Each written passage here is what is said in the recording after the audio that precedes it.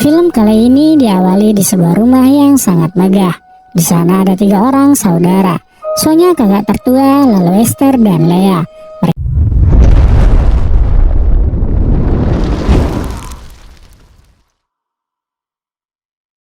Mereka bertiga lagi membahas tentang harta warisan yang ditinggalkan oleh mendiang ayahnya.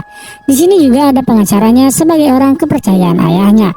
Ayah mereka bernama Don Fidel. Kebetulan ayah mereka adalah tuan tanah sehingga banyak banget warisan yang ditinggalkan untuk mereka. Untuk mengurusi ini semua diserahkanlah kepada bapak pengacara ini. Ternyata hal ini tuh sangat mengusik mereka bertiga karena masing-masing dari mereka ini punya tujuannya sendiri-sendiri. Seperti Sonya, kakak tertua ingin melanjutkan kuliah kedokteran, sedangkan Esther ingin pergi ke kota dan meninggalkan desa ini. Emang serba salah sih, punya duit salah, nggak punya duit lebih salah lagi.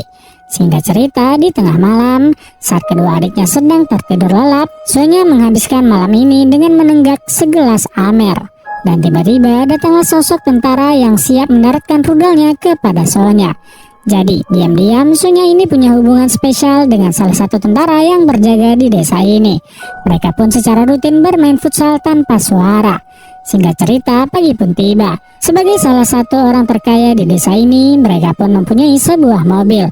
Tentu aja jarang banget yang punya mobil seperti ini di desa itu. Karena mendiang ayah mereka pun sangat dihormati oleh para tentara yang berjaga di desa ini.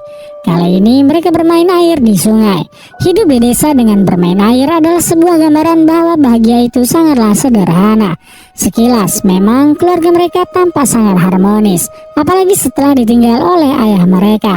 Mau gak mau mereka pun harus saling menyayangi satu sama lain. Ya, walaupun begitu, kondisi saat ini desa mereka ini sedang tidak kondusif. Kelompok pemberontak sedang gencar-gencarnya mengincar desa mereka. Makanya di malam hari nggak jarang mereka mendengar suara tembakan seperti ini. Seperti biasa di tengah malam, Sonya menunggu kedatangan sang oknum Halode untuk memberikannya jatah. Suara pintu pun terdengar. Namun saat membuka pintu, dia malah menemukan orang yang terluka. Sonya pun kaget membangunkan kedua adiknya. Di sini Sonya nggak mau menolong orang ini karena bisa jadi dia adalah orang jahat, tapi kedua adiknya ini berbeda. Melihat ada orang yang terluka, insting mereka justru ingin menolong orang ini. Akhirnya orang yang terluka ini pun dibantu oleh Esther dan Lea. Mau nggak mau, Sonya pun membantu menyembuhkan orang ini karena Sonya ini punya keahlian dalam bidang kedokteran. Pria ini tertembak di bagian paha, jadi Sonya mengeluarkan peluru dari paha pria ini. Sonya pun dengan sabar dan teliti menjahit luka bekas tembak dari pria ini. Di sisi lain, pria ini mengalami flashback tentang keluarganya. Saat pria ini masih bocil, ayahnya tewas tertembak oleh seseorang. Singkat cerita, di keesokan harinya, pria ini pun tersadar. Rezeki nomplok saat ia membuka mata sudah dikerumuni 3 orang gadis lucu dan menggemaskan.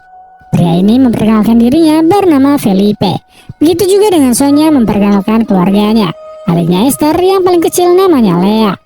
Tiba-tiba Felipe kebelet pipis, ia pun buang air. Namun dari kejauhan Esther sudah memperhatikan gerak-geriknya. Felipe maklum akan hal itu. Namanya gadis puber, apalagi mereka belum pernah pacaran. Esther pun sampai mengantarkan Felipe ke kasur dan merawatnya dengan sangat lembut. Sampai buah semangkanya agak nempel dikit nih coy. Diam-diam Felipe juga berimajinasi bermain futsal dengan 3 saudara ini. Satu di kiri, satu di kanan, satu di atas. Sungguh sangat mantap. Namun itu semua hanyalah mimpi. Di keesokan harinya, Felipe berusaha berjalan walaupun dengan tergopoh-gopoh. Felipe terlihat sangat buru-buru. Ia pun membongkar satu persatu laci dan lemari yang ada di kamar ini. Seakan-akan Felipe ini lagi merencanakan sesuatu. Ya, sampailah dia menemukan sebuah dokumen. Tiba-tiba Esther datang mengantarkan sarapan. Mereka ini sungguh wanita berhati lembut. Padahal Felipe hanya orang asing. Sebagai tanda terima kasih, Felipe pun menawarkan keahliannya sebagai tukang yang bisa membetulkan rumah. Tapi Esther mengatakan bahwa Felipe nggak usah repot-repot. Esther malah menceritakan bahwa ia sebentar lagi akan keluar dari rumah ini setelah warisan sudah dibagi. Esther akan pergi ke kota mencari tantangan baru dan melihat dunia yang lebih luas lagi. Nah, secara diam-diam Sonya menguping apa yang adiknya bicarakan. Dari 3 saudara ini, cuma Sonya yang paling waspada dan berhati-hati. Selanjutnya, Felipe juga diam-diam memperhatikan segala gerak-gerik yang terjadi di rumah ini. Perlahan-lahan juga terungkap bahwa mereka bertiga ini nggak terlalu harmonis. Contohnya Esther yang tidak suka dengan gayanya Sonya yang selalu mengatur mentang-mentang Sonya paling tua. Esther nggak nyaman karena Sonya selalu mengatur apapun tentang hidupnya. Sonya yang mendengar apa yang Esther katakan malah tidak marah. Malah Sonya menyuruh kedua adiknya lebih waspada kepada Felipe. Di sisi lain, Felipe dengan cepat celingak-celinguk ke seluruh kamar yang ada di rumah ini. Dia pun seperti mencari sesuatu. Sampailah Felipe menemukan segepok uang yang disimpan di salah satu kamar. Sepertinya Felipe lagi merencanakan sesuatu. Singkat cerita, ayam peliharaan mereka tewas. Entah apa yang terjadi. Satu kandang yang isi ayam semuanya tewas. Lea yang bertugas untuk mengurus ayam pun langsung jadi bulan-bulanan kedua kakaknya. Kok bisa jaga ayam aja nggak becus ngurusnya? Akhirnya Lea pun ditugaskan mengantar makanan pada Felipe. Namun karena Lea adalah gadis polos dan lugu, ia pun malah luluh dengan perawakan Felipe yang sangat kekar dan berotot. Lea dengan polosnya terbawa suasana saat bersama Felipe. Namun tiba-tiba Sonya muncul sebagai kakak tertua menyadarkan adiknya dan mewanti-wanti bahwa jangan kurang ajar kepada keluarga ini. Felipe pun hanya membalas dengan sebuah senyuman. Singkat cerita, di suatu sore sang pengacara datang menemui mereka bertiga. Di sini, pengacara ini menyatakan bahwa semua warisan sudah selesai. Sebidang tanah di daerah San Pablo yang milik ayah mereka sudah sah menjadi milik mereka bertiga. Bapak pengacara pun menceritakan kenapa hal ini lama banget prosesnya. Karena tanah ini merupakan tanah sengketa. Dan kita pun dibawa flashback yang ternyata tanahnya Don Fidel, bapaknya mereka bertiga tuh tanahnya rampasan dari tanahnya ayah Felipe. Saat Felipe masih kecil, dia harus melihat kenyataan bahwa tanah bapaknya dirampas dengan keji oleh Don Fidel. Nah, di malam harinya, Felipe pun terbangun. Ia mendengar suara dari bilik jendela yang ternyata itu adalah sang oknum tentara yang datang memberi jatah kepada Sonya. Felipe pun melihat jelas sebuah rahasia yang bahkan Esther dan Lea nggak ketahui. Di malam ini, Sonya mendapat jatah di gudang belakang rumah. Walaupun bau lembab dan kotor, tapi sang oknum gak masalah, yang penting rudelnya bisa mendarat dengan selamat di goanya Sonya. Aksi malam ini sangat heboh. Mereka pun sampai bercucuran keringat dan berganti-ganti posisi dan gaya. Singkat cerita, pagi pun tiba. Di pagi ini, Felipe yang berangsur pulih mulai bergabung dengan keluarga kecil ini. Di sini, Felipe memperkenalkan dirinya Felipe de La Paz. Itulah nama lengkapnya. Felipe mengaku bahwa dia berasal dari kota, datang ke desa cuma untuk menaiki bukit. Namun dia malah terkena peluru nyasar dari tentara yang berjaga. Jadi untuk berjaga-jaga selama Felipe tinggal di rumah mereka pun melindungi dan menyembunyikan Felipe dari tentara supaya Felipe tidak dianggap sebagai pemberontak. Tapi diam-diam terjadi persaingan antara Lea dan Esther. Tampaknya Felipe malah jatuh hati kepada Lea, sedangkan Esther engas sekali nih sama Felipe. Saat Lea membantu Felipe di kamar mandi, Esther pun menatap dengan penuh amarah kepada adiknya sendiri. Sedangkan di malam harinya, Sonya menemukan kotak penyimpanan duitnya terbuka. Sonya yang kebingungan setengah mati cari kesana kemari. Dan betapa kagetnya Sonya menemukan uangnya malah ada di lemari adiknya, yaitu si Esther. Sonya pun langsung memanggil Esther. Dia pun memaki-maki Esther dengan kata-kata rakus. Sudah mendapatkan bagian warisan, kok masih aja mengambil punya kakaknya? Esther pun gak ngerti nih apa yang terjadi. Namun Esther sudah tersulut emosi. Lea dan Felipe pun sama-sama bingung. Nah, di pagi harinya, Felipe mengajak Esther untuk jalan-jalan. Mereka pun bermain di tengah ladang jagung. Di sini, suasananya udah sangat sahdu sekali. Angin semilir, pepohonan yang rindang membuat Esther yang dari awal sudah kesemsem sama Felipe gak bisa menahan lagi api yang berkobar dalam dirinya yang membutuhkan rudal tumpul. Langsung mengarahkan tangannya mempersiapkan rudalnya Felipe mendarat di lahannya. Felipe yang sudah berangsur pulih, staminanya udah kembali prima menjadi gacor. Mereka pun bermain futsal di tengah kebun. Sepulangnya mereka ke rumah, Sonya pun mengerti apa yang baru dilakukan adiknya bersama Felipe. Yang terlihat dari bajunya compang-camping bekas tanah. Tapi Felipe dan Esther gak peduli. Baru juga sampai rumah, Felipe kembali menghampiri Esther. Kali ini Felipe menawarkan melumurkan seluruh badannya Esther dengan minyak urut. Dimulai dari bagian kaki. Felipe pun perlahan-lahan melumurkan ke seluruh bagian tubuhnya Esther yang lain. Namun tiba-tiba Esther merasakan gatal di sekujur tubuhnya yang ternyata minyak ini mengandung kacang. Yang dimana Esther ini alergi pada kacang. Lea dan Sonya panik, mereka pun segera memberikan Esther obat untuk mencegah alerginya menyebar kemana-mana. Setelah selesai dengan masalah Esther, Felipe pun menemani Sonya yang sedang sendirian. Sambil meminum amer, Sonya pun menceritakan susahnya jadi kakak mengurusi dua adik yang mempunyai ego masing-masing. Apalagi Felipe tidak merasakan hal ini karena Felipe mengakui bahwa dia merupakan anak tunggal. Sonya pun terbawa suasana. Ia bahkan menceritakan saat orang tuanya masih hidup, di mana orang tuanya minta kepada Sonya untuk menjaga adik-adiknya. Sonya pun berharap suatu saat nanti adik-adiknya ini sadar betapa sayangnya Sonya kepadanya. Dan tiba-tiba Esther pun datang dan menganggap bahwa Sonya dan Felipe bersekongkol untuk membuatnya alergi seperti tadi. Tapi di keesokan harinya, Esther tiba-tiba memberi ucapan selamat pagi dan menunjukkan dua buah gunung yang simetris kepada Felipe. Ia pun siap memberikan vitamin pagi kepada Felipe. Namun kali ini Felipe malah menolak dengan alasan ia tidak mau merusak kepercayaan Sonya. Tapi Esther malah berpikiran yang lain. Makanya saat Sonya pulang, Esther pun mengajak Sonya baku hantam. Esther merasa bahwa Sonya ini menghalangi hubungannya dengan Felipe. Sonya pun menjelaskan bahwa dia cuma melakukan tugasnya sebagai seorang kakak. Seorang kakak yang bertugas menjadi pelindung untuk adik-adiknya. Apalagi mereka bertiga kan anak yatim. Jadi Sonya berperan menggantikan kedua orang tuanya. Karakter Sonya dan Esther yang sama-sama keras kepala membuat adu argumen antara mereka ini sangat sengit. Gak ada yang mau ngalah. Yang kasihan ya si Lea. Dia pun memilih pergi meninggalkan kakak-kakaknya ini. Felipe pun menemani Lea daripada harus berhadapan dengan Sonya dan Esther.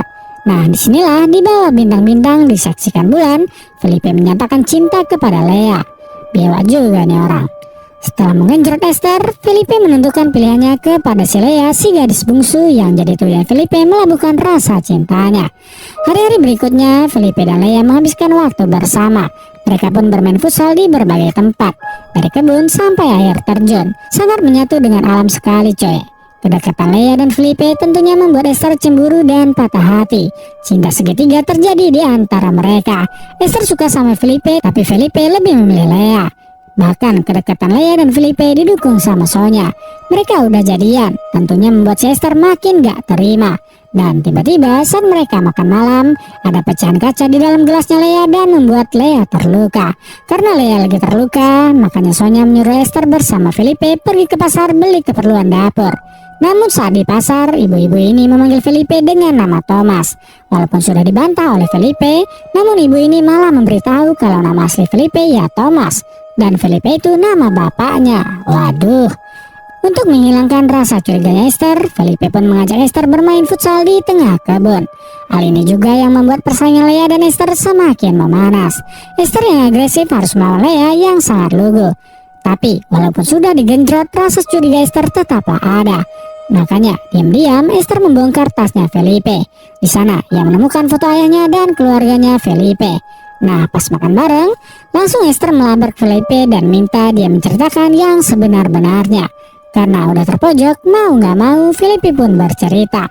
Betul, namanya Thomas. Saat Thomas masih muda, ia harus melihat kedua orang tuanya tewas mengenaskan. Karena udah sebatang kara, Thomas pun bergabung dengan kelompok pemberontak. Dendam yang ada di tubuhnya Thomas mengarahkan dia untuk bergabung dengan pemberontak. Sampailah Thomas sadar bahwa sebenarnya mereka ini cuma diadu domba aja. Yang bisa menghentikan ini ya cuma Don Fidel. Sampailah Thomas melihat anak-anaknya Don Fidel. Jadi dari awal Thomas sudah tahu kalau Sonya, Lea, Esther ya anaknya Don Fidel. Thomas pun sudah mempelajari kebiasaan mereka. Thomas berpura-pura terluka supaya dia bisa menusuk keluarga Don Fidel dari dalam. Thomas juga lah dalang dibalik dari kejadian aneh di rumah ini. Dari ayah mati, Esther gatal-gatal, sampai uang yang dicolong itu semua adu domba yang dilakukan Thomas. Tapi setelah melihat kebaikan hati dari mereka bertiga, Thomas pun luluh. Thomas gak menyangka bahwa anaknya Don Fidel punya sifat yang berbanding terbalik dari bapaknya. Bapaknya bengis tapi anaknya baik hati. Oleh karena itu Thomas berubah pikiran. Apalagi saat ini ia jatuh cinta dengan Lea. Nah bagi Sonya hal ini tuh tetap gak bisa dibenarkan. Apa yang dilakukan Thomas udah keterlaluan. Oleh karena itu Thomas pun dikurung di gudang belakang. Thomas diasingkan dari keluarga mereka. Singkat cerita, Esther yang termakan amarah malah mendatangi oknum tentara untuk melaporkan ada pemberontak yang ngumpet di rumah mereka. Oknum inilah yang sering memberi jatah kepada Sonya. Di sini, Esther kaget ternyata oknum ini udah punya keluarga, udah punya istri dan punya anak. Esther pun dibawa ke tengah ladang jagung. Di sana, Esther pura-pura memberi jatah kepada oknum tentara ini. Tapi ya namanya halo dek, udah terbiasa untuk baku hantam. Yang terjadi selanjutnya malah Esther harus dihabisi oleh oknum ini. Di pagi harinya, satu desa geger menemukan Esther sudah tidak bernyawa. Apalagi Sonya dan Lea nggak menyangka Esther harus pergi secepat ini. Suasana duka menyelimuti rumah ini. Tinggal Sonya dan Lea tanpa hadirnya Esther. Tepat di malam harinya, sang oknum tentara datang untuk memberi jatah. Namun di sini Sonya sudah punya firasat gak enak. Walaupun begitu, Sonya masih tetap memberikan jatah bergizi bagi oknum ini. Setelah bermain futsal, oknum ini nggak sengaja menemukan Thomas di gudang belakang rumah. Thomas pun bawa belur dihajar oknum ini. Tapi Sonya masih membela Thomas. Sonya bahkan memberikan pengalihan supaya oknum terlena dengan goyangannya sehingga Lea dan Thomas bisa kabur.